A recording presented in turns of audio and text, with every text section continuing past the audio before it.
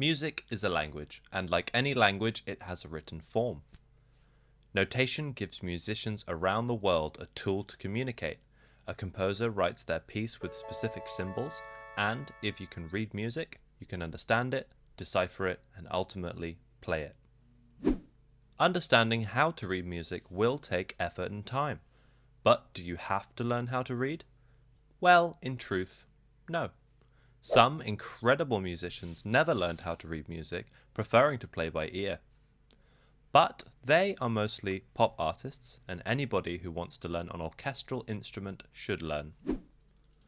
Just like riding a bike, reading music is a skill you will always remember, and the benefits massively overshadow the drawbacks. Did you know? Examples of early notation have been found on stone tablets like this one, dating back as far as 2000 BC. So, how do you learn how to read music? When learning to read music, it's important to separate reading from performing. Playing the recorder is a radically different skill from reading the sheet music in front of you. Many inexperienced teachers will try and teach these two elements together, but you know better. Learn them as separate skills that overlap, and that way you'll be more successful quicker. Set the clock. In just under 2 minutes, I'll teach you how to read sheet music. Ready, set, go. Basics of reading musical notation. For recorder, staff notation is structured around something called the stave. This consists of 5 lines and is marked with a treble clef at the start of the stave. Middle C lies at the very bottom of the stave on its own little imaginary line. Notes can either sit on a line or in a space. The vertical position of the note defines the pitch. The higher up the stave, the higher the pitch. The lower it goes, the lower the pitch. The notes on the treble clef. To avoid counting up from middle C every time, we can use memory aids to recognize the notes.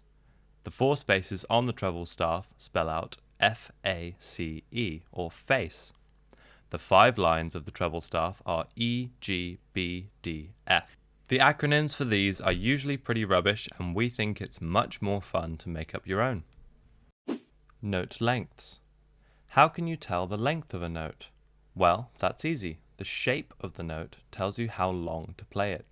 A whole note, or if you're in the UK called a semibreve, is an empty circle and lasts 4 counts. A half note, or a minim, adds a stem and lasts 2 counts. And lastly, a quarter note, or a crotchet, fills in the circle and lasts 1 count. There are other note lengths, but let's not worry about those for now. If you study long enough identifying the staff type, note position, and shape, you'll be fluent in reading music in no time. Congratulations! You have just completed your first step in learning to read music. And thanks for watching. For more on reading and performing music, just check out our website link in the description.